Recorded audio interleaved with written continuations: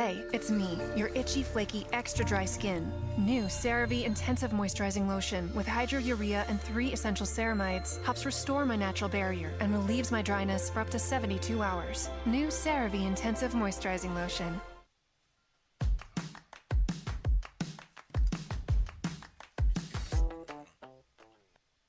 The 2023 season has now reached its conclusion, meaning that the 75th year of NASCAR racing has been recorded in the history books.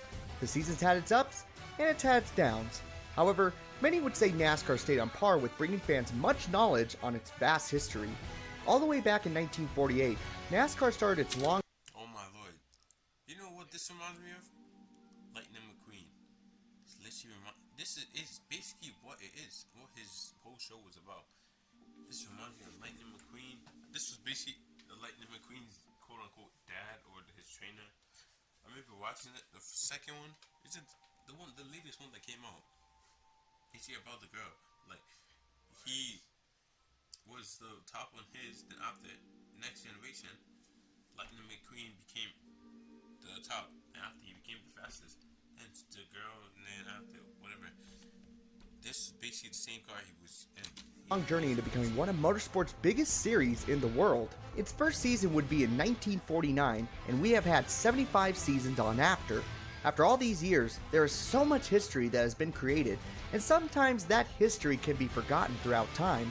Well, today, we are going to dive into just a little bit of the history of what these last 75 years has had to offer. And since I'm known as the NASCAR trivia guy on other platforms, why don't we dive into some race facts from each year of NASCAR? We will start from the beginning and work our way to this last season. So without further ado, here are 75 years of NASCAR facts. A lot of people may know that the first ever winner of NASCAR's Strictly Stock Series was Jim Roper, but not many know who finished last in that event. That driver was Glenn Dunaway, and technically he beat Jim Roper by nearly 3 laps when it was all said and done. So why did he get disqualified?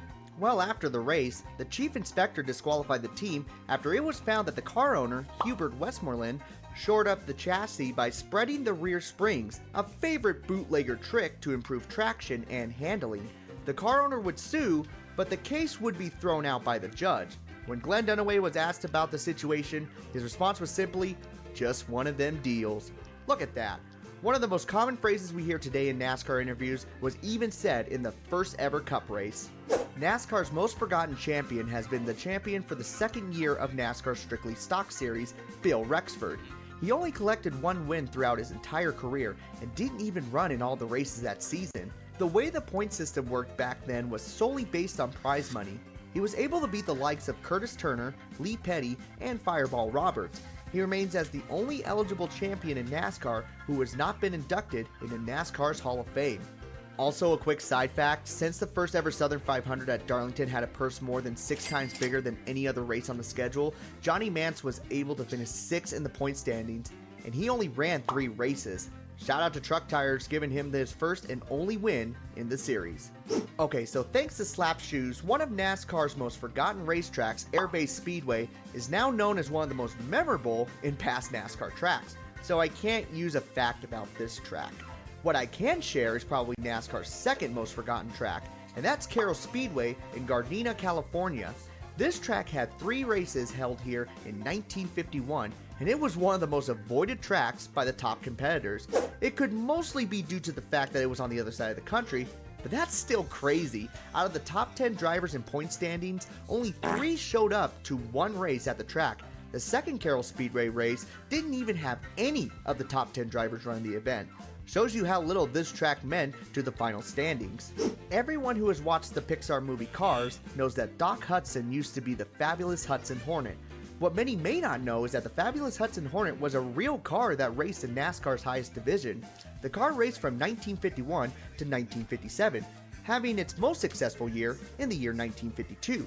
The Fabulous Hudson Hornet was able to win 79% of the races it attended that season, making it one of the first dominant cars in NASCAR. Also, just to clarify for all the Pixar fans, the Hudson Hornet did not end in a big wreck in 1954. Instead, that was the year Hudson merged with the company to become American Motors Corporation, ending their time as a small-scale independent automaker. The car is actually tough. Like just One of looking at it from the side, everything looks nice. Like goddamn. Actually, it was a good thing created. Cause movie is NASCAR. Yo, Michael Jordan co-owns the team along with Danny Harlan. Drop it with the first of the 11th. Oh shoot. Oh damn, bro. Just making me miss cars, bro. Oh my days. One of the smallest fields that was ever recorded in a Cup Series race came from the 1953 season at Hickory Motor Speedway in North Carolina. The field size was only a measly 12 cars, and the race was 200 laps long. The following week, NASCAR would have its next race at Darlington Raceway, which saw 59 cars start the event. That means that the field almost quintupled from the previous race. I guess that will happen when the purse is only a measly $2,300. Herschel McGriff was able to collect his only 4 victories in the NASCAR Cup Series in 1954. He is without a doubt a pioneer in the sport, as he has raced in stock car racing for almost 70 years.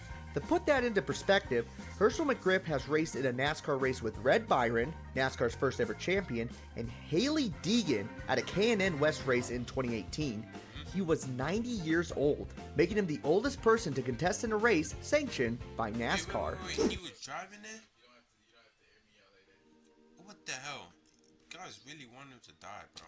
Tim Flock basically quit NASCAR in 1954 when he was disqualified in that year's Daytona Beach race. Chrysler somehow talked him back into racing in the series again if he decided to run their number 300 car. Yep, triple digits were a thing in the early days of NASCAR. Even though he missed 4 of the first 5 races that year, Flock was able to score 18 wins that season and beat second place Buck Baker by over 1,500 points. His average finish that season was 4.6. 1956 had mostly dirt tracks on the schedule. However, other types of tracks were starting to pop up, with 13 races on paved tracks and 3 races on road courses. Road course, 11 short track races, and 2 speedway races. The first 2 road courses were the Daytona Beach race and a 2.5 mile course called Willow Springs Speedway in California. The third road course on the schedule was as massive as the Daytona Beach track at a whopping 4.1 miles. The race was won by Tim Flock and would not see another Cup race until 65 years later. That track would be Road America. When you look up the point standings for the 1957 season on Racing Reference, you will notice 4 names near the bottom of the points with no country flag next to them. That's because the NASCAR books have no idea who these drivers are. Sure, we can see that each of them started at least 1 race and all of them DNF'd due to engine or overheating issues, but we don't know their age or where they were even born. For 3 of them, we don't even know who owned the car, let alone sponsored the car. I guess some drivers... How the hell didn't they know? Oh, probably, I don't even know. How didn't they know? It's kind of confusing, like, how? Oh, it was back in the day, so like, this is where the people realize NASCAR drives on all types of tracks. But aren't there like more dangerous tracks in it? Like tracks like the bumpy ones. I think that's kind of a bit dangerous because back in the early days of NASCAR will be no more than a name on a car that ran the race. It took 10 years, but we are finally talking about the winningest driver in the NASCAR Cup Series. Richard Petty would make his first start in the strictly stock series at the young age of 21. Many know him as one of the best American drivers of the... How do you even become a NASCAR driver? You just drive, like start driving way too good and just try joining like a league or some shit. I'll say shit up. So this guy just basically called my bills ass. That really hurt my ego and my sanity. Also, tracks are bumpy. How do or I didn't even spell that right. Okay. Actually, no. Open AI. Okay, the enchant right now is obfuscation because I don't have the right enchant right now. Okay. Okay, the combo is no, not even the combo. The strat is to land enough How's it? torpedoes Wins 500 attack by hitting to get instant a rocket jackpot. lance off. That's By sandwich.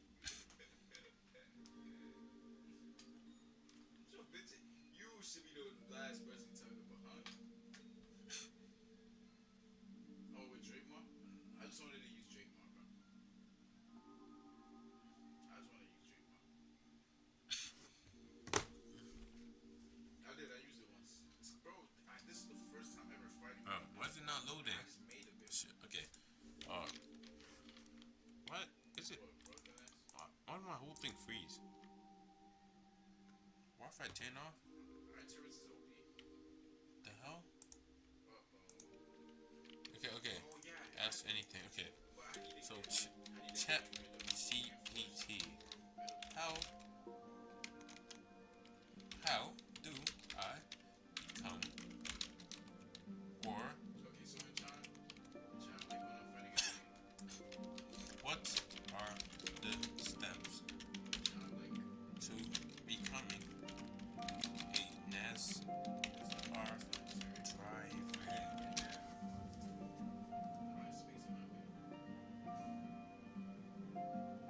Yeah, oh, it's just out. It's on me. Having money and a name, basically. It has sponsors and money to bring with you. Oh. Wait, there's a talent for Caltrans, right? Because my Caltrans is just Most drivers start around 7 to 8. Whenever you go drive I thought, a go-kart. Oh, so it's basically similar to that. Oh shoot. yeah, it's Start young. Me and NASCAR drivers really, start with go-kart. Just exactly what you said. All the types of junior racing at a young age to develop skills and gain experience. Gain involvement in local racing. Transition to a local race like a regional racing thing, like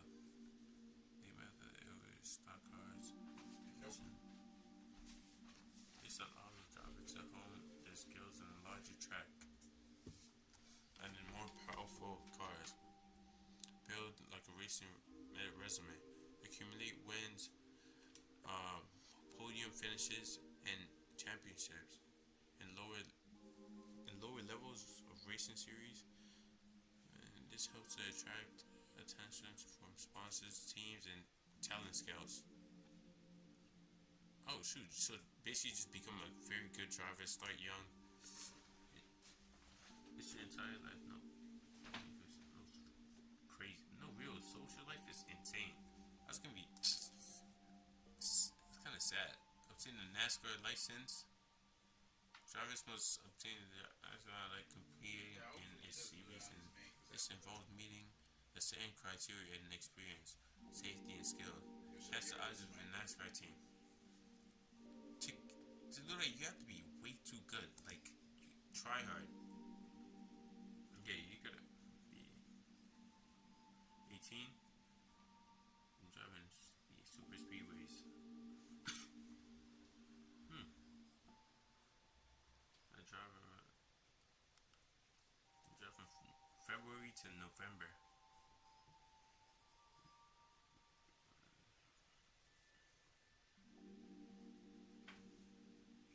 Yeah, I think that's gonna be, you have to be like rich or some shit to get into that. the Browns is shit. Or maybe not. I don't think The 20th century. However, his first race in the series would not come from the United States at all.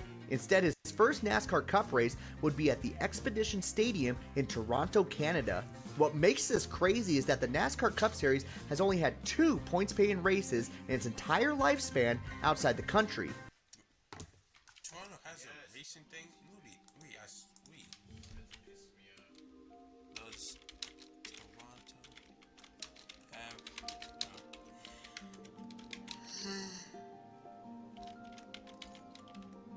racing stadium for NASCAR? Toronto.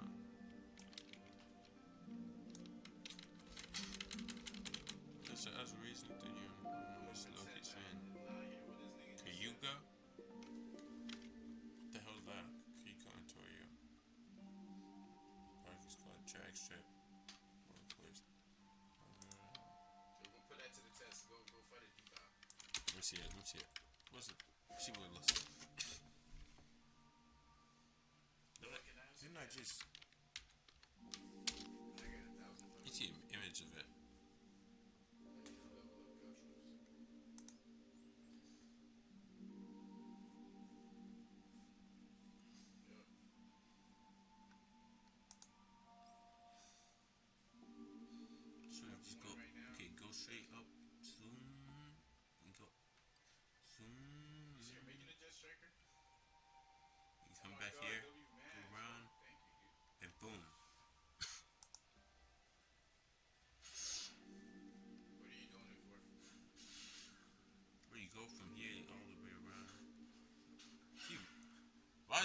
low-key missed like Oh shit. Well, okay, W master all the contractors, but I bet track range and size. Oh shoot. That's why going to Mexico in 2025. They're gonna be living the lifetime. Don't they make a lot of money? I need props. How much? I swear it's like I heard like it's like $1 million that the average NASCAR driver makes. How much? Or is that just that's NASCAR? Is that NASCAR too? How much does the average? Yes. I got one slice. How do you use this shit? Oh, so average like 400 mil doing is crazy. Doing his racing career, so like he's been doing it for like years and years. So this basically the starting. This is probably not even accurate. Like, it's probably not accurate. Somewhat, maybe somewhat, but like I don't know. So you just have to just keep getting better. The more better you get, and the more time you put into it, keep winning, the more money you make. Short tracks, so long tracks, so 1.5 miles, which is basically same as 1.5 kilometers. 2 miles or 2.5 Chris was mad. kilometers. I got you unforeseen. Yes, if you suck, you're not be in the sport for long. No. It was a That's miles different. You make a build on it. Okay, never mind. I swear it did the same thing.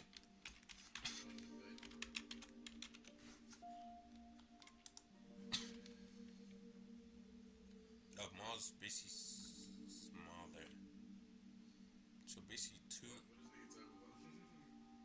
kilometer. 2 kilometers is basically like 1.2 miles. Is he like an average FPC? I thought it was the same thing. Canada. I'm from Canada, bro. Yo, I saw that nigga has like Demon Slayer skills. Let me see it. One in 1952, and this one in 1958. The first Daytona 500 came in the year 1959, becoming NASCAR's biggest crown jewel event. 59 cars started the race, but only 2 finished on the lead lap. And out of those 2 who were Lee Petty and Johnny Beauchamp, their finish was so close that Bill France was not able to crown a winner until 61 hours after the race was over. Although many people may know this fact, not many know that there were 2 other drivers in this race that were not only from the United States, but not even from the same continent. Eduardo Dibos and Raul Celones both came from Lima, Peru, and ran a combined total of 5 races throughout their entire career, all of them coming from that same month at Daytona International Speedway. I know there are more meaningful facts out there, but this one was so random that I had to share it.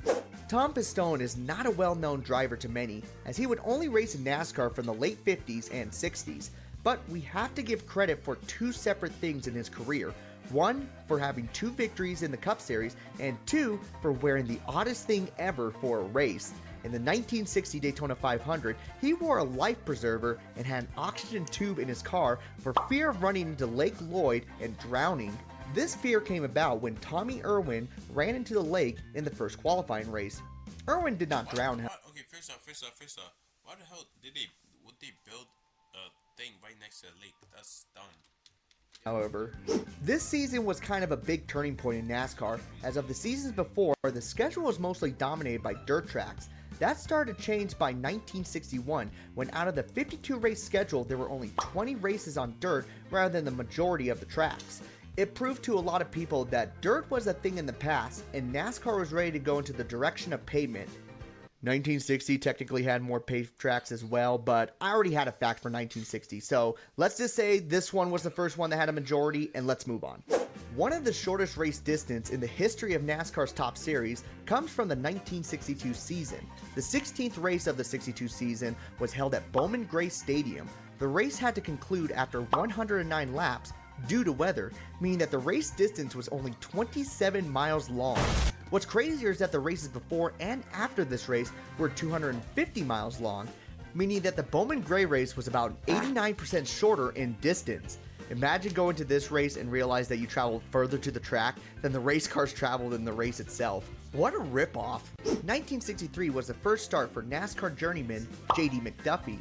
He would start his first race at Ramby Speedway driving the letter X car. Not even a damn number on that car. He is well known for starting 653. But like having X on your car, it would look tough. X. So like basically, I think he's basically. Hey, isn't X? No, that's not what I'm thinking it is. X. Okay, I'm trying to go deeper, but it's not looking like would go any deeper. X on the car. Like it would honestly look good. Just on the side, X on the side. No wonder he won. Races without a single win. Was a good luck charm. However, the fact that shocked me the most is that even though he scored over 100 top 10 finishes, he never finished on the lead lap. NASCAR's 1964 season holds the record for the most races in a season with a staggering. Loki, I have a question. In the NASCAR X, yeah, that's what I was thinking, but I was thinking I was wrong. That's just like, what's it called? Is it Roman numerals? No. Is it? I swear it is. Is X 10 in Roman numerals? Yeah. Yeah. So I basically got it.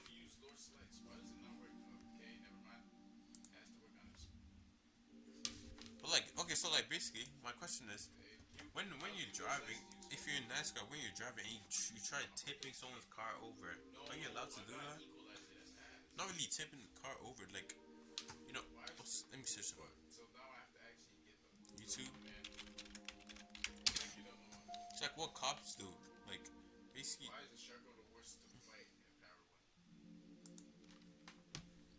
me find it.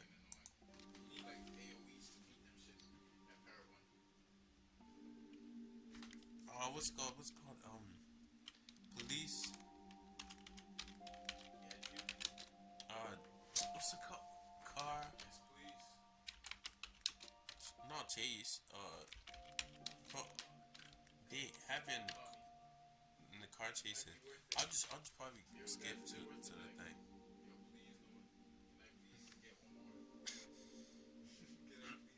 Like how they just tilts the back of your car and basically turns you the other side, other way. I don't know how exactly to. Street on the right shoulder. You saw that Chicago squad going eastbound. They're all communicating on what's called the ISPERN network. They all communicate in situations. Let me see if I can find how. Street, and again, don't see any police moving in at this time. Let's see if the city of. Yeah, I don't think. Wait. Police.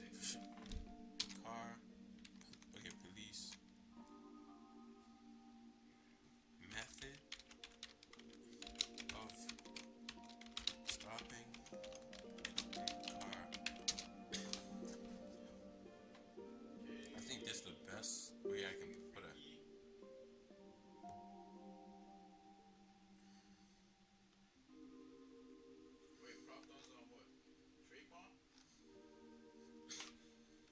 Not the spring traps. Or I don't think I'll find it. I'm not trying to watch all this. Like just to stop the car. Yeah, wait. I think this is it. Wait, traffic stop. Oh, this. Wait. When did he tilt the end of the car, the back of it? Then after this, he's just gonna turn and move the other side. But I guess I'm not finding it. Pit maneuvers. Is that it? But I don't know the name. What's it called? Okay, pit maneuvers. I do not know what you are leading to, my friend. You see Squid Games?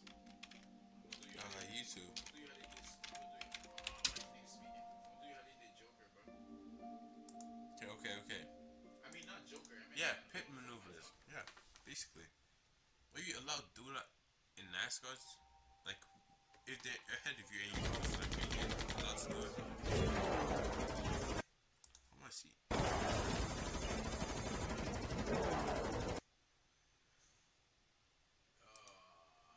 I have to speak it with my words? Can I type it up?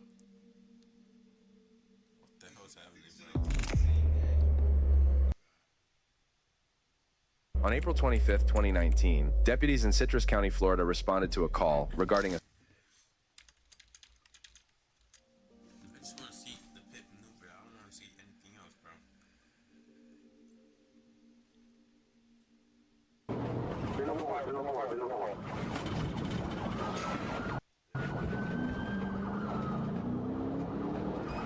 Okay, let's go. Oh, shit.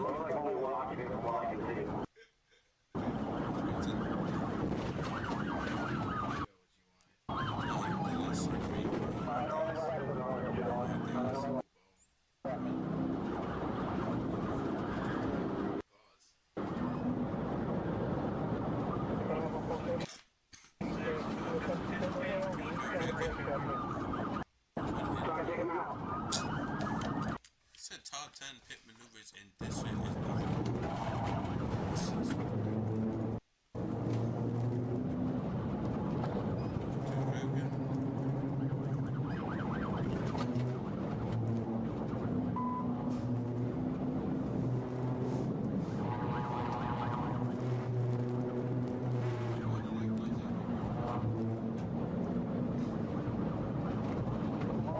is even like hitting them. Are you allowed to do that too?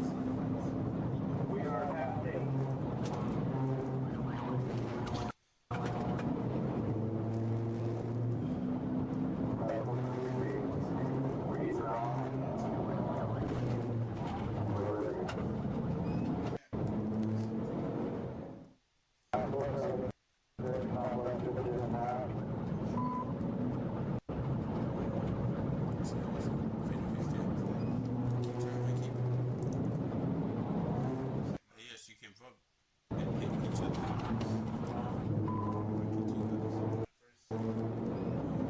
Penalized. If so, if some purpose. If that's it, if you did it on purpose, you would be penalized or fired. So like basically, you just need to make it look like an accident. Oh, smart. You just need to. Honestly, smart. You just make. Make it look like it's an accident. Oh, oops! Oh, shoot! My steering wheel just turned. I accidentally stepped on the gas, and it hit you. 62 race schedule. They would start the season on November 10th of 19. No, if that was me, bro, I'll just keep accidentally doing it. I'll stay close to it, like basically, like how do I explain it? Like this. I'm gonna stay close to it. I have to just start. You be like pushing it a bit. It's going like that. Try pushing it. Yeah. When you watch the passenger, they barely hit each other. They can spin them out. How the hell does air do that? 1963 and would not have the final race until 364 days later at Jacksonville. Almost a full calendar year of stock car racing. We sometimes get burned out on watching 36 races in a year. Well, try 26 more on top of that with no off weekends. Only 2 drivers were able to run the maximum number of races this season, which were David Pearson and Richard Petty. Okay, so I'm going to use the 1965 slot to talk about the least used number in the NASCAR Cup Series, the number 65 car. Out of 2,750 races, the 65 car has only been on the starting grid 96 times. That's 10 less than the iconic number 69 car. Nice. It's not all doom and gloom for this number, as it has been able to muster up a top 5 finish and multiple top 10s. However, the last the number has been in a cup race was all the way back in 1993, where Jerry O'Neill ran the car at Charlotte until his oil pressure gave out in the middle of the race. The 1966 Daytona 500 was on pace to become the fastest race up to that point, but sadly the race would be cut short by just 2 laps. The reason for this abrupt ending was due to NASCAR's biggest enemy in the world, rain. Treaded tires were still used at this point, but it wasn't going to do anything for the massive puddles on the backstretch. The race would be shortened to 495 miles, and Richard Petty would collect his second Daytona 500 win. Mario Andretti would run sporadically in the NASCAR Cup Series in the late 1960s to get prepared for a season in the open wheel leagues such as the USAC Championship League. One thing he was able to accomplish in only his sixth start was win the 1967 Daytona 500.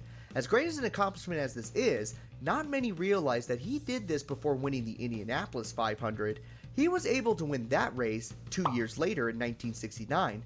Although he is well known as an open wheel legend, NASCAR can at least say his name was in the history books at Daytona before Indianapolis. 1968 was the start of Dave Marcus' incredible consecutive runs in the Daytona 500. For those of you who do not know who Dave Marcus is, he was a Cup Series driver who ran from 1968 to 2002. This man drove in the sport for 34 years and ran the Daytona 500 32 consecutive times, a record that's not going to be broken anytime soon. To put this into perspective, Logano started racing in the Cup Series at the age of 18. If he plans to beat Dave Marcus' record, he will have to continue till age 51 and not miss one single Daytona 500. On 1969, the birth date of Talladega Superspeedway on the NASCAR schedule, better known today as the worst race ever in NASCAR. There are plenty facts about this race that will make you shake your head in disbelief, but the one fact that stands out to me is that this was the debut race for Richard Childress Racing. Since everyone packed up and left when Bill France Sr. was causing massive tension with the drivers about the track, France decided to call up all the pony cars in the previous event to run in the main event. One of those cars was driven by Richard Childress himself. He would drive his number 13 Chevy Camaro to a 23rd place finish, but exited the race early due to axle problems. Look at that, guys. The debut of one of the greatest teams in NASCAR was due to a colossal screw-up from the creator of the sport himself. Teams in NASCAR was due to a colossal screw-up from the creator of the sport himself. I love this series. The last dirt race for the next 50 years would be held at Raleigh Speedway on September 30th of 1970. By this season, there were only 3 dirt races left on the schedule, so it was no surprise to many that dirt racing was about to become a thing in the past. The race would be won by none other than Richard Petty himself, who led 112 laps of the 200-lap event. 22 years after the green flag was dropped on the first ever Cup Series event, NASCAR would hit the big 1000th race, and it would be held at iconic Ontario Motor Speedway, just one race after the Daytona 500. Oof! So close to perfection. There is still something to share that many people may find surprising. Another open wheel legend was able to collect the checker flag in NASCAR's 1000th race, and that was AJ Foyt for Wood Brothers Racing. 1972 was mostly dominated by 3 future Hall of Famers, which were Bobby Allison, Richard Petty, and David Pearson. They were able to win 24 of the 31 races, but the fact that is most outrageous to me is regarding the stats for drivers who finished 4th to 18th in points. None of those drivers were able to win it. How do you even get points? This is just like, isn't it supposed to be like just all depending on like speed and shit? This race is supposed to depend on like how fast you go. If you cross the finish line after the ban of alcohol, moonshot. Like positions gets you points. Like so, like if you're basically ahead of someone, is that like what you mean? Like as long as you're not last place on the position, that you're gonna get a point. So like the motive is just to say maybe in the middle. A single race that season. Then try getting to the top 2. And 9 of them didn't even have a top 5 finish. Consistency was key during this time in NASCAR, a statement that couldn't be more true for the 1973 champion of Benny Parsons. Parsons was never known as a driver who dominated the series, but the man had a knack for finishing inside the top 10. During his championship run, there was only one race that he was able to finish on the lead lap, which happened to be Bristol Motor Speedway, the only race he won that season. The 1974 season was known as the fuel crisis season due to multiple races being shortened to help with the oil crisis of 1973. The first 15 races were shortened by 10% to help conserve energy. Some races include the first Darlington race, the Talladega race, and the Daytona 500. However, going back and looking at these said races, it looked like the first 10% of the race would simply just not be scored, except for the Darlington race called the Rebel 450, making it look like they were following the energy crisis. But I wasn't there, so I can't confirm this, so I guess this is a sort of fact, sort of conspiracy. 1975 was the first season in which every NASCAR Winston Cup Grand National race carried an equal point value. Remember when I said back then it used to be determined on prize money? Well, that went all the way until this very year. And I also found out that in the Carolina 500 at Rockingham, it was below freezing temperature, and Richard Petty finished 9 laps down the race due to overheating issues. Just thought that was funny and I needed to share it. Many people might think that the Garage 56 entry in 2023 was the first time NASCAR entered the Le Mans event, but that isn't true. Back in 1976, with the celebration of America's 200th birthday, Le Mans organizers decided to approach Bill France Sr. to bring 2 NASCARs to the event, one from Herschel McGriff's team and another from Junie Donlavey's team. Although neither of their finishes were impressive, as neither of them were close to finishing the race, it is still something very impressive in NASCAR's history. The most notable achievement of Guthrie's career in stock car racing was becoming the first female driver to qualify and compete in NASCAR's biggest race, the Daytona 500 in 1977. Daytona 500. She started the Daytona 500 39th in the 42 car field and finished an impressive 12th, earning Rookie of the Year's honors. Just over 3 months later, she doubled up and rewrote another chapter of motorsports history by becoming the first female driver to qualify for and compete in the Indianapolis 500. Blake Speed was a longtime veteran of the series in the 1980s and 90s. Although not a legendary career, he was able to collect 1 victory in the Cup Series in 1988. So why am I including this driver in 1978? Well, it's because of a different accomplishment he was able to achieve this year. At the age of 30, Blake Speed was able to win the 1978 Karting World Championship. I did not know there was sports for go-karting, bro. What would I comment to be honest in NASCAR? I did not know that. I thought it was mostly men dominated. It kind of looks like it.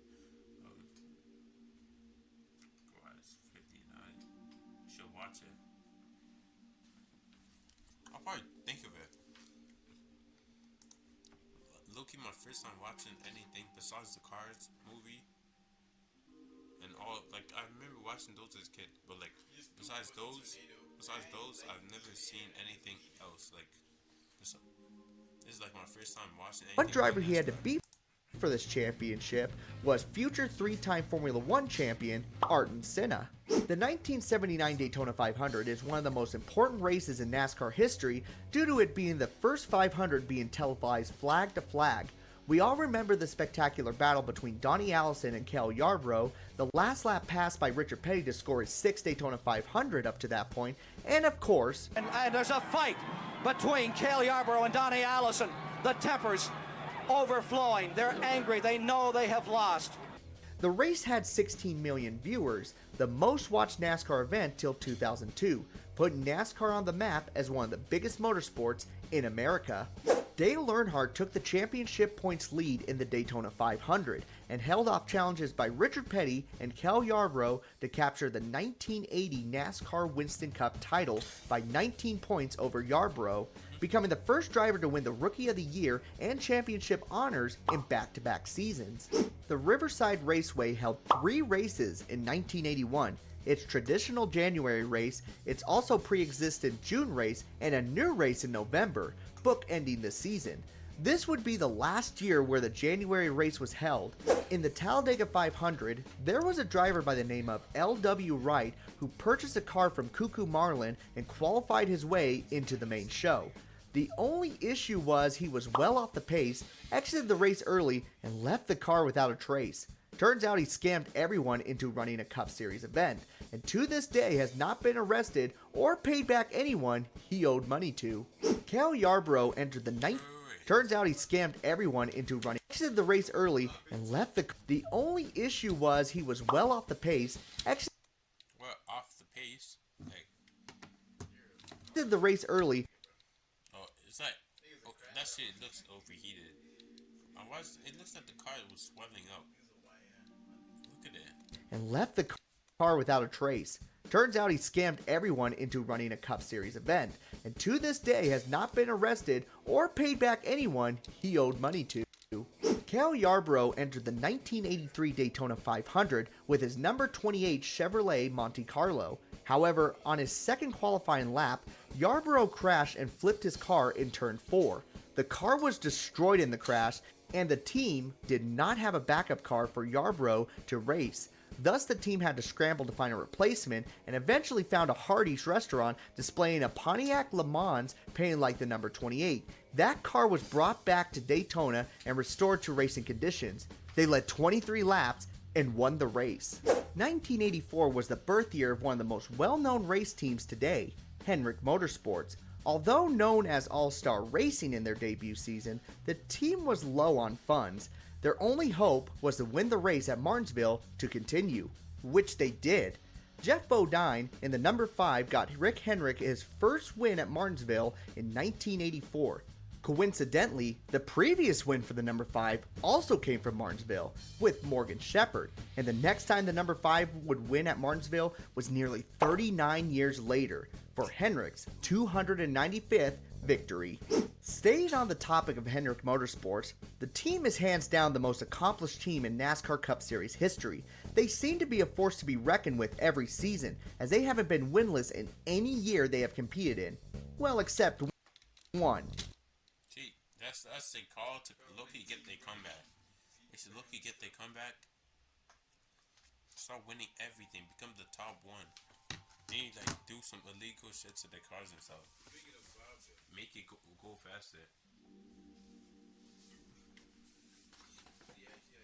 Richard Petty and Dale Earnhardt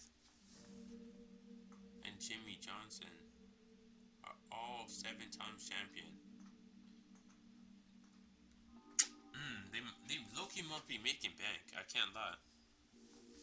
But goddamn. Winning 7 times, that's low-key hard. Is the like what's it called?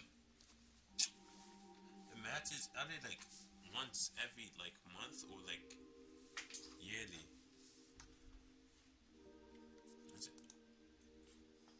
It's probably yearly. I don't know. Probably a month. They probably do everything like 1 month. There's they're racing. Second month. Probably every month. Every month makes sense. Once a month, low-key makes sense because like they can have time to relax, do other things, learn. Depending on what The 1985 season.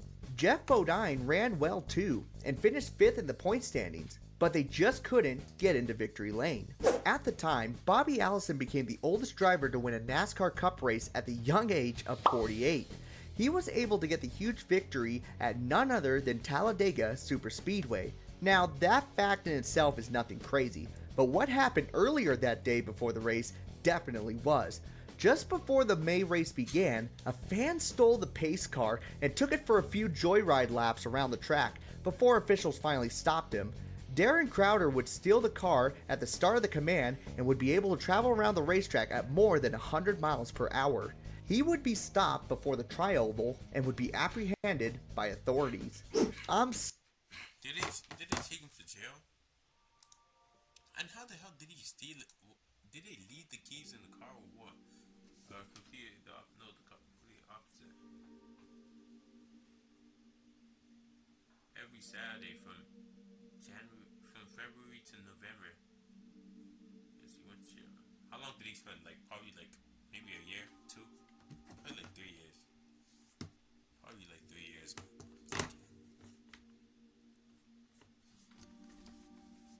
Yeah, that's basically that. Even though he basically did it just for fun.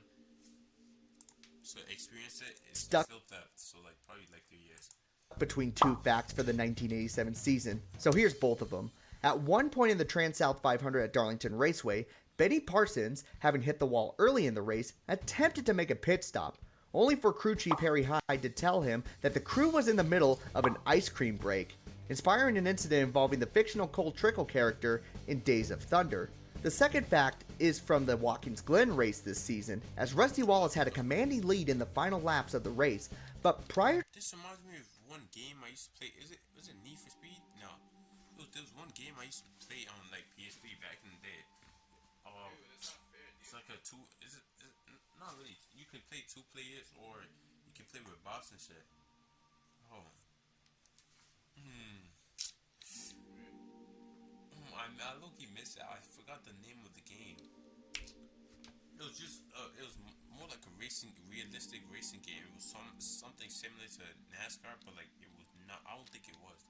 It was like there was snow places. Like the place was snowy, the ground was frozen and stuff. You could slip and stuff like that, but like I don't think it's NASCAR. It's to the white flag, he started running out of fuel. Rusty made a quick pit stop for gas, but kept his lead and held on for the win. In the Allison family, Bobby has raced against Donnie, Bobby has raced against Dick. First off, why the hell would they add trucks to NASCAR? Trucks in NASCAR is... Wait, let me see it. NASCAR trucks. Truck.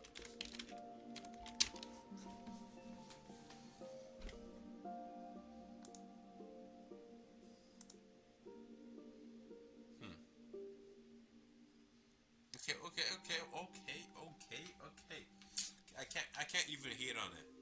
I can't hate on it. I was about to hate on it, but like... He's not a freshie. Yo, one of Look at... Ooh. Number 1. Oh my lord, the blue colors, bro. Oh my lord. Ooh. NJCar.com. Oh. God damn. BestRepair.net. Oh, so those are basically like the sponsors. Let me know. I'm gonna see if I should be Ford. God damn. God damn. Oh wait, FC's pulling up. That's probably check a video on YouTube.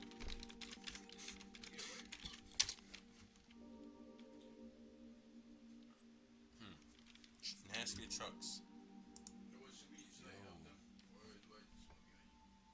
I don't know if you're here, but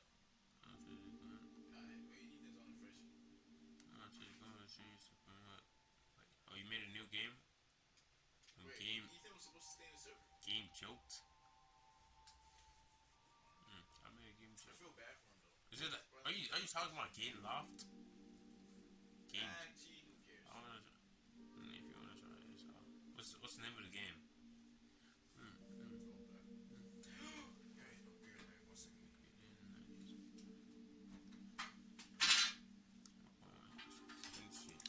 Okay, let me see. NASCAR truck.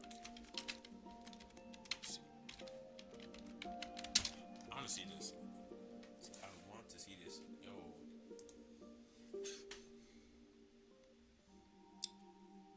Just do, yeah, the highlights. See this.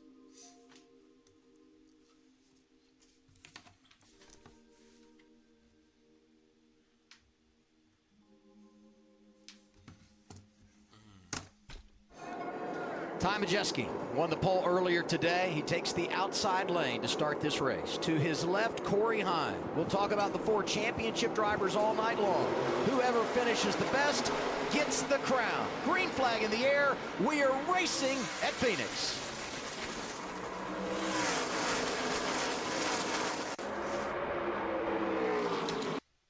I think at least 5 wide, Michael. I hope folks at home didn't think I was kidding about that, what they would see when they threw the green flag, and it's only going to get more and more dramatic as the night goes. Wow, look at that pack of trucks. Majeski with a great start was able to get that jump and driving off to a nice lead right now. See Christian Eckes all over the back of Corey Heim. That's a battle for the 2nd spot. Look how down low Heim is able to run below the yellow line. No out of bounds here at Phoenix. You can go wherever. The sound of it. Ooh.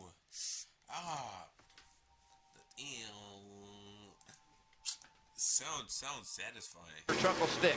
I think it's just me, but like I just like it. It sounds like a motorcycle. Why'd they have to go to the side like that? Our pylon, those drivers highlighted in yellow, the ones alive for the championship. Majeski leading.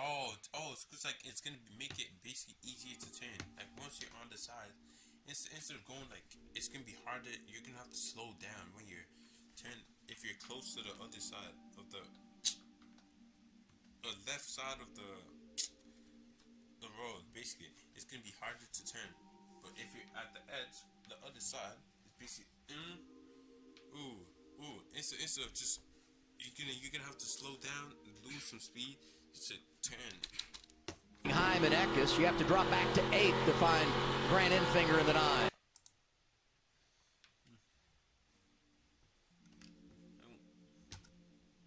I've been to one race. Oh shit, you crazy. Where are the crowds loud? Like, were they yelling? Also, usually oh look, wouldn't it be windy too? Like a bit. We're on board here. It will actually be so good. Ooh. With the driver from Alabama. Fair Hope, Alabama.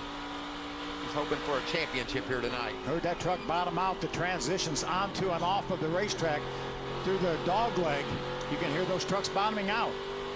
Look how low Connor Mozak was able to run on that corner. Well off the Looked like he was about to hit the wall. Road. Down on the apron making it work.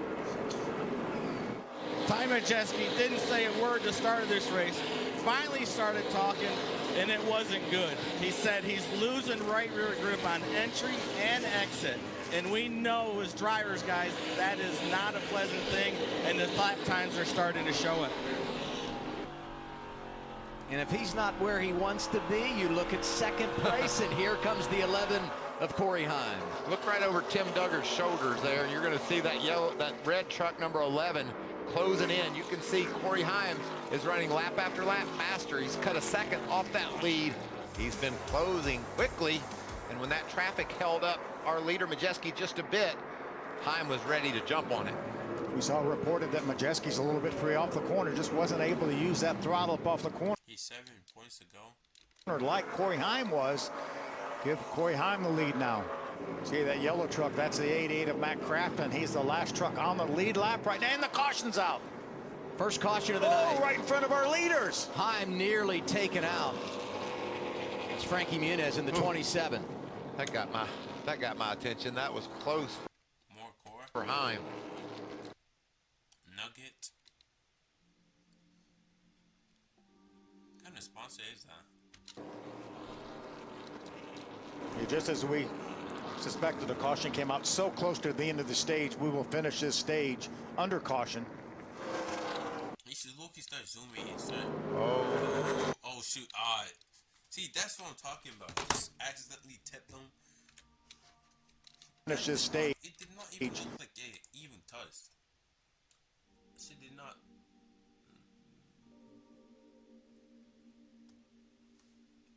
He reacted. They're inches away from the wall. Okay, Frankie is Malkin from Malcolm in the middle. Number 27. Oh, let me see. 27.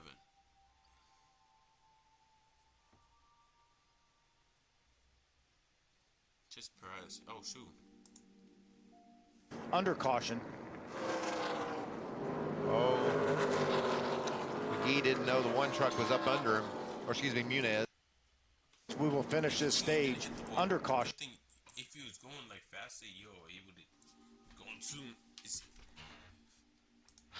It collided with the wall.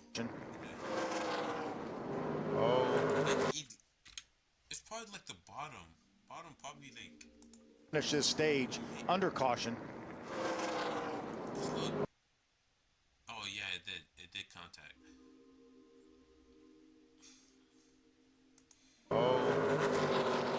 McGee didn't know the one truck was up under him. Or excuse me, Muniz. Yo, if that was me, look at, he was, about to get hit if he stayed there. Ooh, they're going 170 miles per hour. That's okay. If he hit him, he would have been dead. They would have both died. Okay, there's like a chance they survived, but like that's kind of not really likely. And did you see that by Corey Haim? Woo. Wow, by the. Right, quick thinking. Yeah, the reflexes 10 a bit. Narrowest of margins. That radio had to be something for Corey trying to dodge. Like number 27, Loki has to get his get back. Wouldn't that? Wouldn't that? Oh shoot. The slower vehicle. He thought about going low and decided at the last second he better go high. There it is, green and white checker for one of our championship front runners, Corey Haim. Two title contenders on the front row. Majeski outside lane, the control truck, and Eckes getting after it in the 19 down low. Now that was a nice launch by the 19. He's got his nose out in front. Majeski's able to. Now that was a nice launch by the 19. Truck and Eckes getting after it in the 19 down low. Now that was a nice launch by the 19. He's got his nose out in front.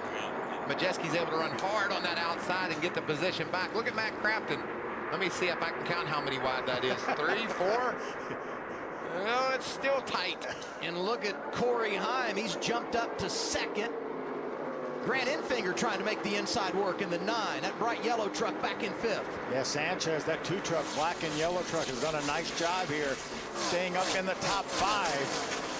What we need to do, if we're not good enough this run, what we need to do is next pit stop. But like, how many drivers do this? Like the, you know, that says the goal Dale Earnhardt, that's in 2001. So like, did they add like some, what's it called? Did they add like some different thing in the car that basically caused no deaths? So like, it's just because like the people get penalized, they just don't want to do nothing risky. Stop is our last one. Chances are it won't be, but I think we got a plan on it. Second caution of the night, trouble for the 91 of Jack Wood. You look kind of messy with him now, since he's It's on the inside of 3 wide. That's Bailey Curry in the middle of 41. Oh, nice job by Daniel. Inside of 3 wide. That's Bailey Curry in the middle of 41. Oh, nice job by Daniel Dye. Avoiding that bumping and banging. You said pushing and shoving, Mike. And I also said 4 and 5 wide. We've got all that. If you can count it in there somewhere, it's there. Haim able to sneak by on the restart. It doesn't take him long to make a move, does it?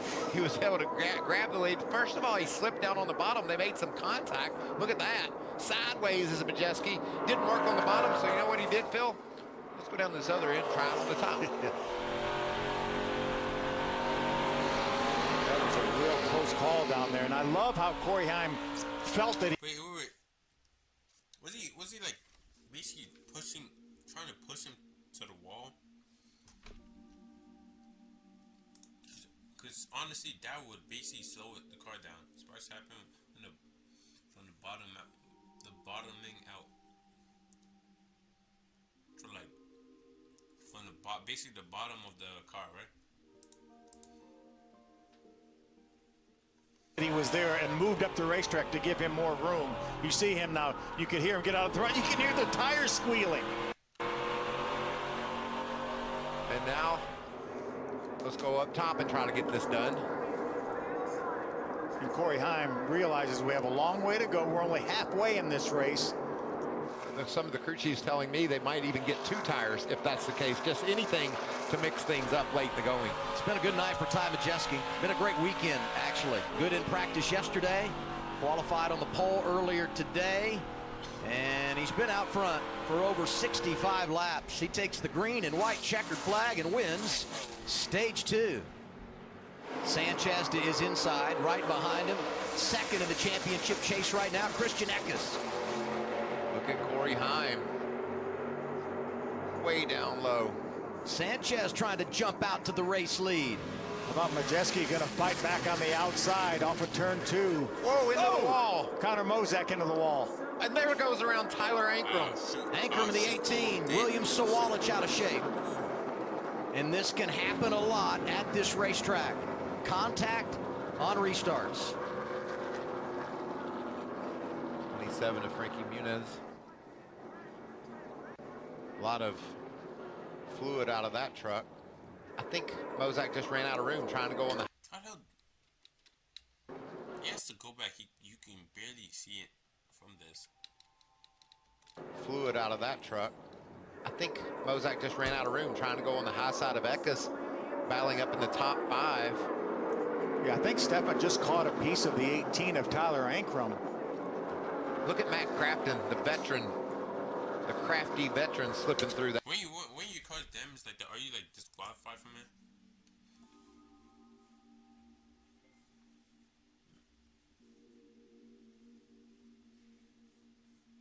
The bottom of the truck hitting the ground. Yeah. Listen to how you kind of break it down. Oh, they were former drivers. Shoot. If you can, like, wouldn't it take long to repair though? It'll take long. That mess. There you see how Mozak just ran out of racetrack. Pretty hard. I know it takes like less than 5 seconds to put back the. You can fix it in a certain amount of time, and you can take it to the garage. Yeah, true. For these things, bro, I don't know how the mechanics there, or whatever you call them, they're low-key way too experienced. Take them less than 5 seconds. Not, I wouldn't say, probably like less than, probably like 10 seconds to take off the tire. Probably less than that. Hard hit for Sawalich here. Boom, into the inside wall. I think that's why Stefan moved down the racetrack to give Sawalich room and again just clip the 18 of Ankrum.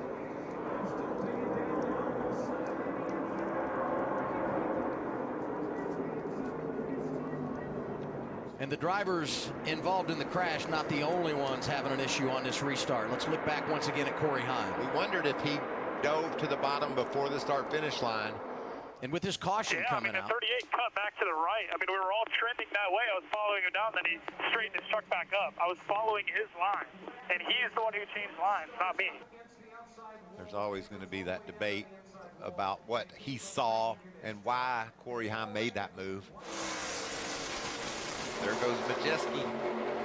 Here comes Eckes. Eckes not wasting any time. 3 wide for second. Sanchez going in the wrong direction. Riggs up to second behind Majeski. How about Enfinger, Michael? Yeah, Grant to the bottom. Can he crack that top 5? Christian just doesn't have the truck under him that he's looking for. Look at Heim. Elbows up for driver 11. Oh, and there 66 goes is going around. Now things could get interesting. That caution is exactly what Corey Heim needed. We heard Zippy talk about maybe a couple caution flags, the bunch to pack back He looks young as hell. I can't even lie. up. It In like his 20s, maybe like 23. has done that. Corey Heim already back up into the top 10, guys. Enfinger will win the battle off of pit road over Eckes and Raja Caruth, and that may be one of the situations, Adam, when you're a little bit of a disadvantage being the leader. Majeski stays on the racetrack, and those other guys said, we're going to do the opposite of what he does. Goes Corey Heim. Heim from 8th up to 4th on the restart. Oh, trouble. Working that low lane. There goes Lane Riggs. Caution number 5. Nathan Bird in the oak. What do they mean by caution? About the caution? Is it like we got 24 top finishes in Nascar.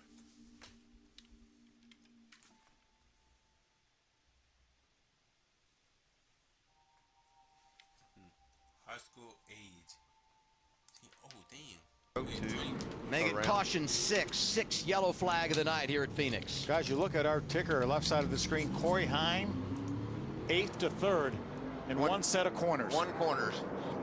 Look at Corey Heim, that red truck on the inside. Is there going to be contact here? Is it like the person who basically tipped the other guy's thing just gets a flag, because like red flag, everyone stop on the track.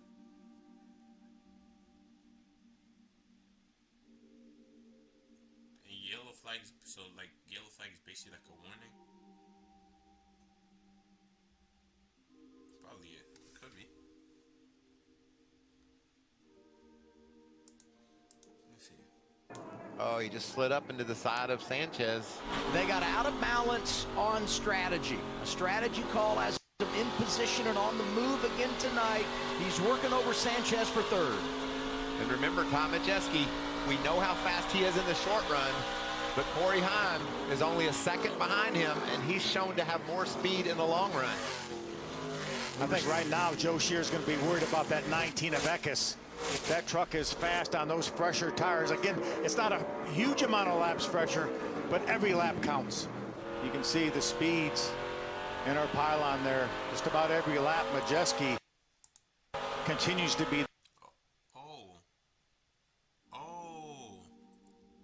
the fast. Okay, so the thing in there, like right in there, is that supposed to? It's supposed to keep your head in place, so basically it doesn't like move around and stuff. Like a lot. It's probably like tight. It just holds you there. Rick has it though for serious accidents. It will take more time. To reach the record.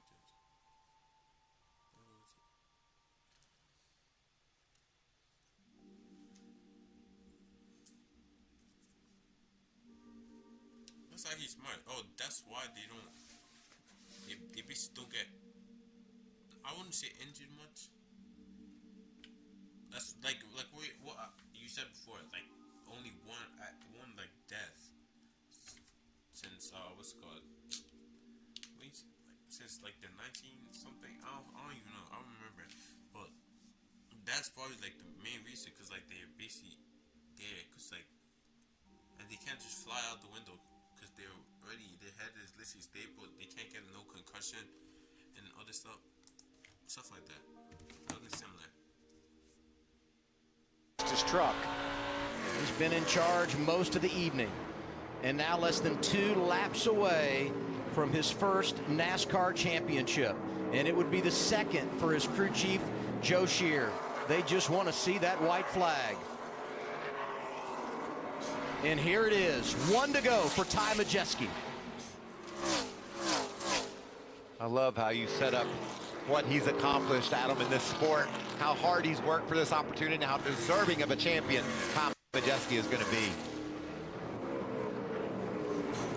Off of turn 2 with a huge advantage. What a night for Ty Majeski. He dominates in Phoenix. Ty Majeski is your 2024 Craftsman Truck Series champion. Oh yeah, guys. So proud of you. Thank you so much. Yes! Sure, you are one proud mother. Majeski delivers here this evening, and by the way, becomes the 3rd driver from Wisconsin to win a truck title, joining Johnny Sauter and Travis Quapple. Burn it down, Ty Majeski. We'll live the life after the win.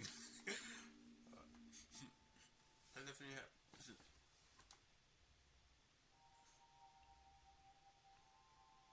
It definitely happened.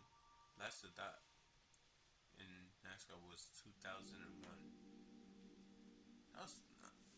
Why does that feel far? It's low-key like. Ooh, 24 years ago. Dang. Time is flying by. So like you're saying, it definitely happens, but not like frequently, basically. So like it's basically like a rare occurrence.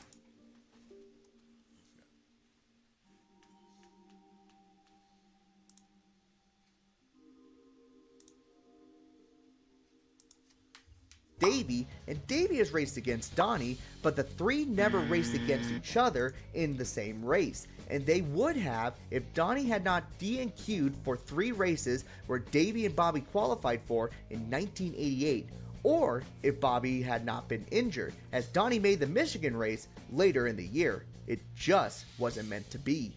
Many do not know this, but there has been a Petty that has raced for Hendrick Motorsports. Kyle Petty drove the number 42 Peak Antifreeze Chevy Monte Carlo owned by Rick Hendrick in the Coca-Cola 600. Due to Kyle destroying the only car his regular owner, Felix Sabates, had during the previous weekend on lap number 3 of the Winston. He would finish 17th, 8 laps down to the winner. Everyone knows that one of the best drivers at restrictor plate racing was Dale Earnhardt. Even though he didn't like the style of racing, he sure was a master at it, with 13 total victories at super speedway points paying races. But what could be even more impressive is a streak that he started in the year 1990. In the 125 duels before the Daytona 500, Dale Earnhardt was able to win 10 of them in a row, meaning he was undefeated in every dual race he competed at in the 90s. The Motorcraft 500 at Atlanta Motor Speedway in 1991 was the last NASCAR race in the Winston Cup Series not to be televised. It was slated to air on ABC but became a 2-day race because of rain early in the race. The majority of the race was not televised on TV. Motor Racing Network was able to cover the entirety of the race on the radio, and the results were only available on local news. One of the most important races in NASCAR history has to be the season finale race in 1992. It was Jeff Gordon's first and Richard Petty's last, and 6 drivers had a shot to win the title, and the craziest thing is that Bill Elliott lost the championship by 1 lap to Alan Kulwicki. His crew chief would miscount and pit Bill Elliott too soon, allowing Kulwicki to lead more laps. Bill Elliott would win the race but needed to lead the most laps if he was able to beat Alan Kulwicki for the championship. Tim Brewer, who was the crew chief for Bill Elliott, was fired that very same day by the car owner, Junior Johnson. Hall of Famer Rusty Wallace was definitely a master of the short tracks, as most of his victories came from Richmond, Martinsville, Bristol, and North Wilkesboro. In the 1993 season, he was so unstoppable at these types of tracks that his average finish was an exceptional 1.4. There were so many cars that entered the inaugural Brickyard 400 that NASCAR could have technically had 2 full field races. With 86 cars on the entry list but only 43 cars could start the race, we could have had a B main and A main. Also note, this was the only race where AJ Foyt and Jeff Gordon raced against each other in a NASCAR event. Wait, so the old... Why did they let an old... Okay, actually they have more experience. So... Where AJ Foyt and Jeff Gordon raced against each other in a NASCAR event. Sometimes it's best to stay with classic facts that many know about, as this finish is considered one of the best in NASCAR's history. In Bristol's 1995 night race, Terry Labonte was able to win while being wrecked by Dale Earnhardt. Yes, Richard and Dale have been mentioned. You mentioned it, yeah. But like, low-key, I don't think they should, I don't even, actually, does it really matter? Like, okay, so like, what I'm trying to say is that, like, old people driving the cars and stuff.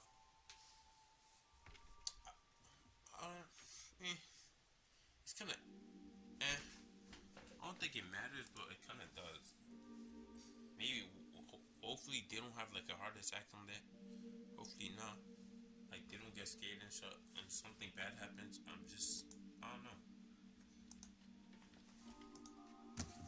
The car came into victory lane and was destroyed, leading to some of the most iconic photos in victory lane history. NASCAR held multiple expedition races outside of the United States in the 80s and 90s. One of the biggest expedition races held was at Suzuka Circuit in Japan in 1996. Some drivers who competed in the race were Terry Labonte, Rusty Wallace, Dale Earnhardt, Dale Jarrett, and Jeff Gordon. Wait, so like they just go to different countries and just race there just for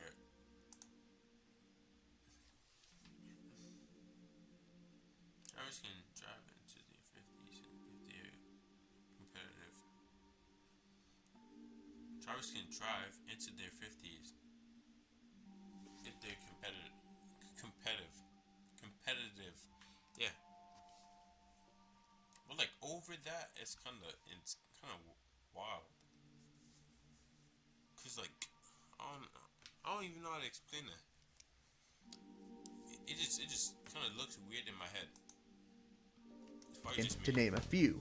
The race was 100 laps long, and it would be the 1989 champion of Rusty Wallace that would win the race after leading 84 laps.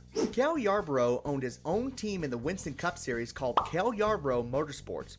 Pretty original if you ask me. Although not as successful as the other past champions' teams, his team was able to grab one victory in 1997. John Andretti won at Daytona's July race, which was the Pepsi 400, making him the second Andretti to win at NASCAR's most prestigious racetrack. It was John Andretti's first win in his career and the only one for Cale Yarborough Motorsports.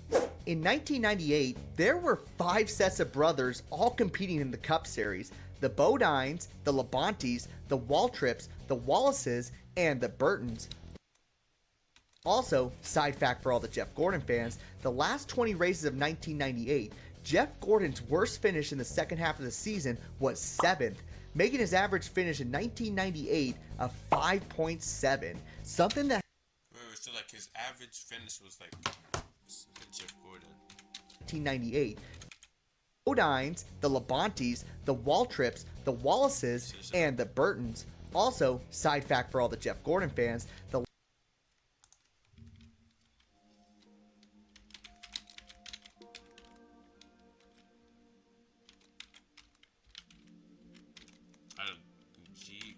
Gordon. Or Gordon.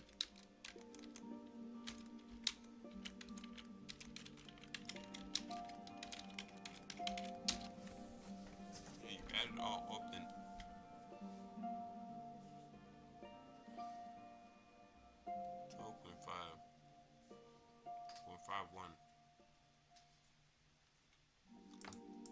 That's the recent one, not the... You won 93 races? Here's the third most of all time. Guys, low-key... a demon, god damn. The last 20 races of 1998, Jeff Gordon's worst finish in the second half of the season was 7th, making his average finish in 1998 a 5.6. Rich's one over 200. Getting first place 200 times, has to be like, that's like hard. That has to be hard. Literally. 7. How many races has he been in? Something that hasn't been duplicated in the last 40 years. Even though Mark Martin was not able to win a championship in his long career, he was hands down one of the most consistent drivers. So consistent that from 1989 all the way to 1999, he was able to finish in the 6th or better position in the point standings. What makes his stat interesting is that his car number was the number 6 machine. Jeff Burton would be able to lead all 300 laps in the Duraloop 300 at New Hampshire International Speedway.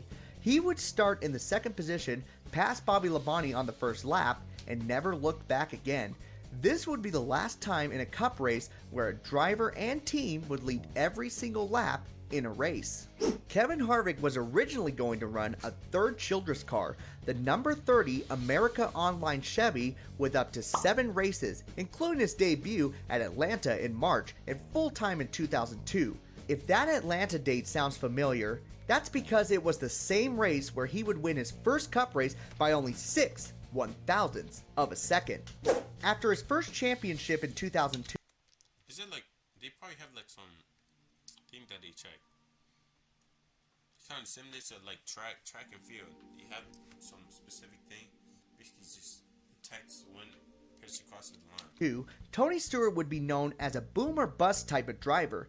This is because between the years of 2002 through 2016, Stewart would either finish outside the top 5 in points or win the championship. proving to everyone that when it came to winning the championship, he would always go for broke. Michael Waltrip was able to win his second Daytona 500 in a rain-shortened event in 2003. The only issue was that the race ended on lap 109, making it the Daytona 272.5. The day before, the Busch Series was able to complete their full race in the scheduled distance, which was 300 miles. If Waltrip had finished the same laps in the race as he did in the Daytona 500, he... Oh, wait. So, like, the 500 basically stands for 500 laps. Wow, the other one is basically, what's it called?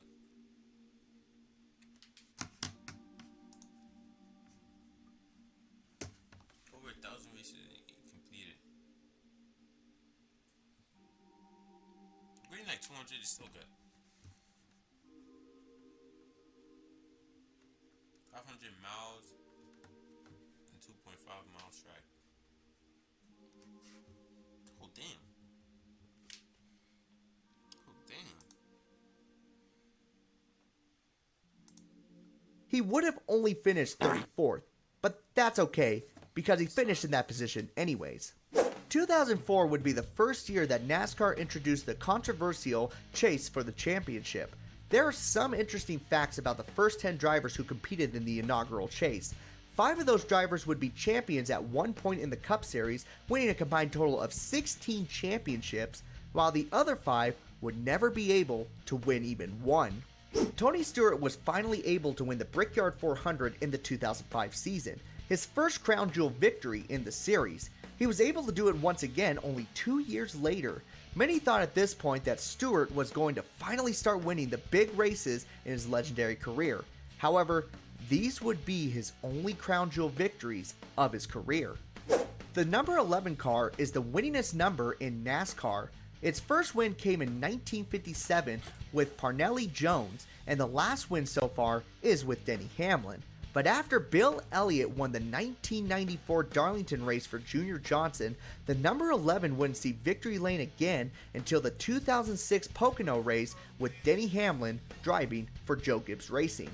The first ever race with the Generation 5 car, better known as the car tomorrow, was held at Bristol Motor Speedway on March 25th of 2007. Some of the strongest cars in that race were Tony Stewart, Denny Hamlin, and Jeff Gordon, but in the end it would be Kyle Busch that would claim the victory. When asked how he felt about winning the first Car of Tomorrow race, his response was, "I'm still not a very big fan of these things. I can't stand to drive them. They suck." For many, the Richmond 2008 race was one of the most influential races for race fans on who they cheered for and who they would boo. In this race, Kyle Busch dumped Dale Jr. near the end of the race, eliminating Dale Jr.'s chances of ending his long drought up to that point. But one thing forgotten in this race is the driver who wound up winning the event. For those who don't know, Clint Bowyer actually won this race, making it one of the more overshadowed wins in NASCAR. Brad Keselowski's first victory came in the 9th race in 2009 in the number 09, and he also started in the 9th position. He was such a long shot that bookies didn't even put his name on betting lists. Turns out the only thing that was a long shot was Carl Edwards' car that went from the bottom of the racetrack into the fence on the final lap. NASCAR finally opened up their iconic Hall of Fame in 2010. NASCAR had to pick 5 members to be part of the first batch of inductees. After having 25 nominees, NASCAR went with Bill France Sr., Bill France Jr., Richard Petty, Dale Earnhardt, and Junior Johnson as the first 5 inductees. Furniture Row Racing didn't start becoming competitive till 2015, but that didn't stop Regan Smith from having the best average at Crown Jewel events in the 2011 season. He was able to finish 7th at the Daytona 500, 15th at Talladega, 8th at the Coca-Cola 600, 3rd at the Brickyard 400, and he was able to win at Darlington. Bill Elliott's last Cup race would only be 3 years before his son Chase Elliott started in the Cup Series. He would start in the 2012 Coke Zero 400 Daytona race in the number 50 car for Turner Motorsports. It was the only race the team ever ran in the Cup Series, and it was with the 19... I didn't even know Michael Jordan liked, what's it called, these things, like cars, or watched anything to do with cars, or has anything to do with it. thought he was just doing basketball stuff. That was all. 1988 champion. Thanks to some shady moves by team owners and an unbearable itch on Bowyer's arm, NASCAR decided to have 13 drivers in the chase instead of 12. Jeff Gordon was added on due to teams manipulating the final results of the Richmond race, and Michael Waltrip Racing had one of their teams taken out of the playoffs, fined $300,000, and Napa left the team for good after the whole ordeal, making it one of the more controversial races in NASCAR history. 2014 would be the last season that Terry Labonte would compete in the Cup Series. He raced for over 36 seasons and was able to accomplish a feat that only 3 drivers have been able to do in the past: lead at least one lap in a Cup Series race in 5 different decades. The other 2 were Bill Elliott and Richard Petty. Joey Logano would have a perfect stretch in one of the playoffs' 3 race rounds. In the round of 12, he would win at Charlotte Motor Speedway, Kansas Speedway, and Talladega Superspeedway. Unfortunately, he would upset the 2003 champion Matt Kenseth in 2 of those races, leading to a shocking incident in the first race of the round of 8. Logano would miss out on the championship 4 thanks to Matt Kenseth, allowing Jeff Gordon to win his last race of his career. Jimmy Johnson won his 7th championship in 2016, tying both Richard Petty and Dale Earnhardt.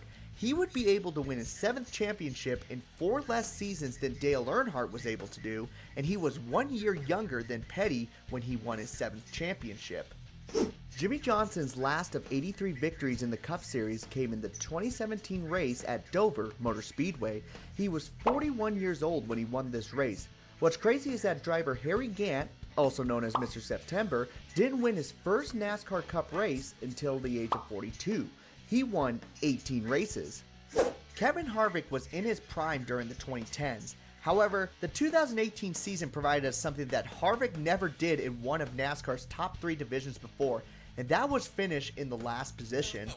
In one of NASCAR's top 3 divisions before, and that was finish in the last position. He crashed out on lap number 83 in the 2018 Coca-Cola 600.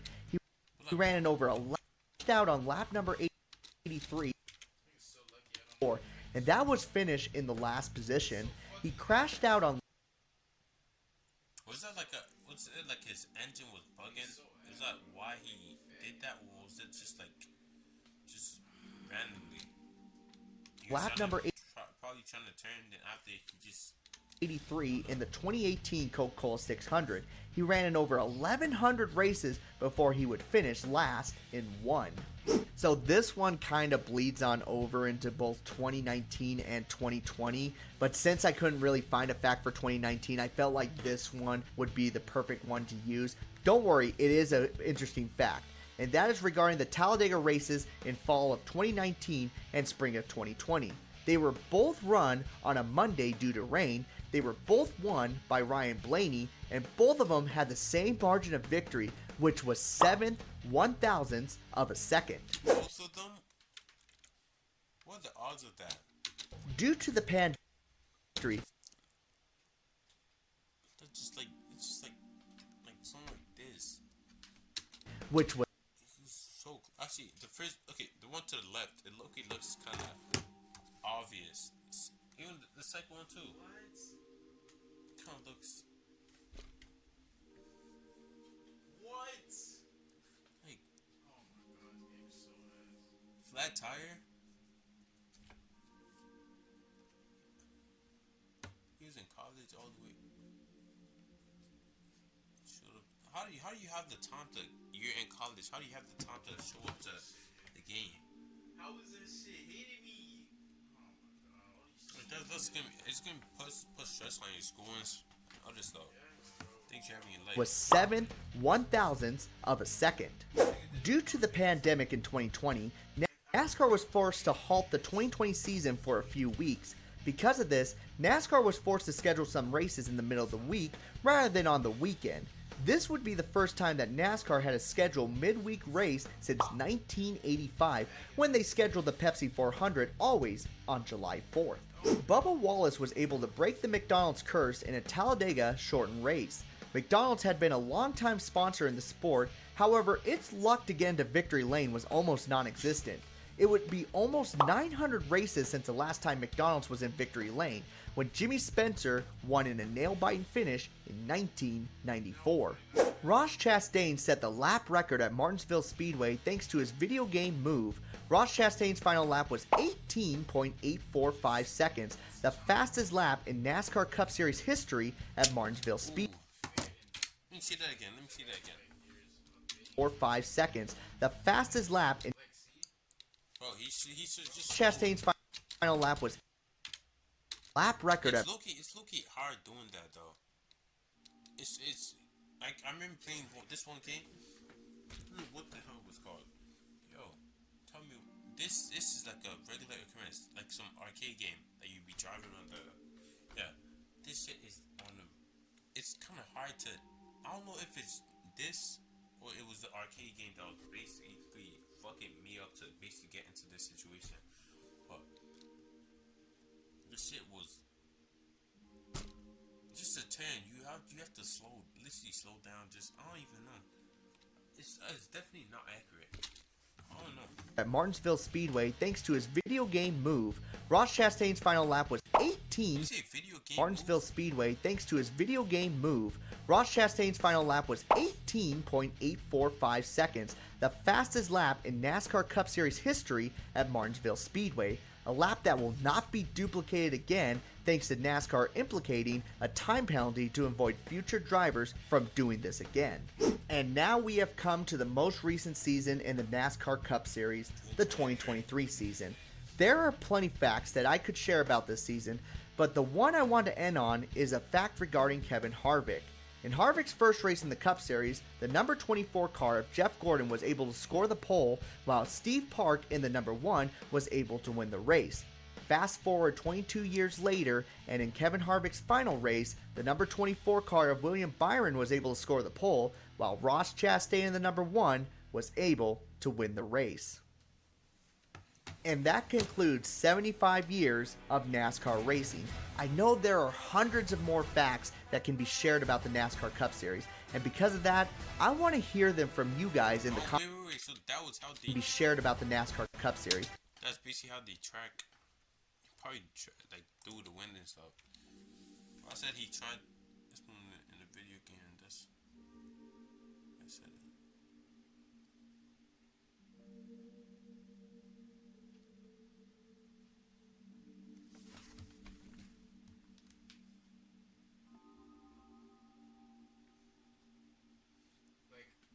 Kevin Harvick plays Dale Earnhardt after he. That's what he said though.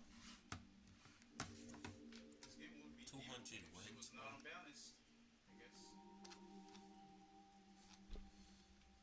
That's what he said. How old was he? Dale.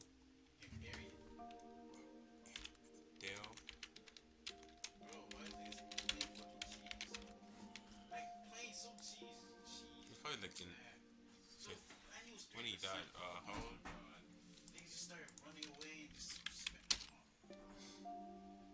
Age of that 50 years old. Oh, god damn. In his last lap on the 43rd, driving his famous black number. His black number after. Oh, he died on his last lap. That's honestly sad. Honestly sad.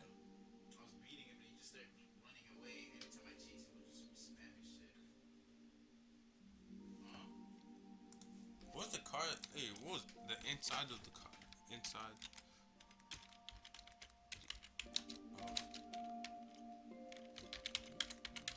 Car. And probably not 2000.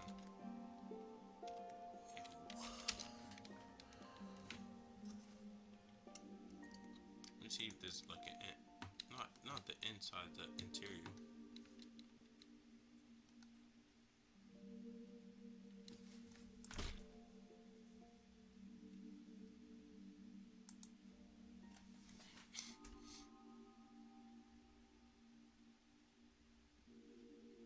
Then they honestly made it better. It basically holds your neck and everything. here it just doesn't look. It doesn't really look that. It just looks like seat belts. Seat belts were the only things that were holding it back. That's what it looks like.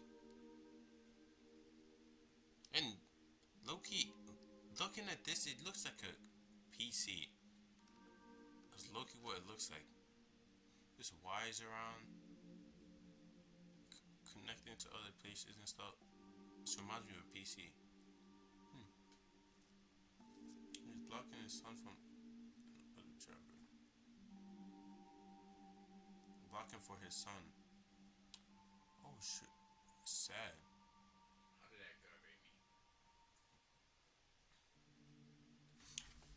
Should I watch it? I'll probably watch it tomorrow. Big.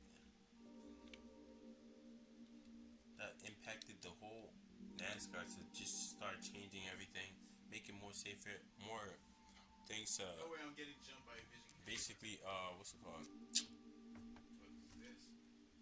What's the word? Basically, change everything to try making it safer and doing more research about it. Bro, why does he keep fucking vision shaping? Also, I'll probably see you tomorrow. I'm going to sleep. I need to wake up at 7. Probably 6 something. I have to leave. I don't even know what this vision shaping shit is doing, bro. Be safe though. I appreciate you for coming.